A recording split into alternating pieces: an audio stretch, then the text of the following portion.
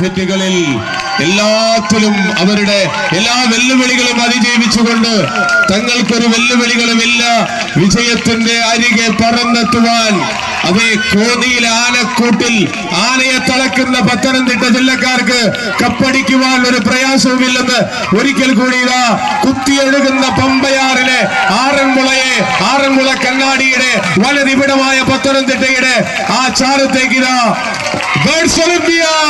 ഒന്നാം സ്ഥാനം പത്തനംതിട്ട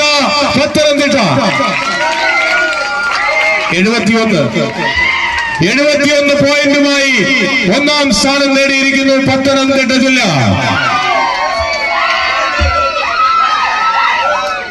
നമ്മുടെ വിശിഷ്ടാതിഥികളുടെ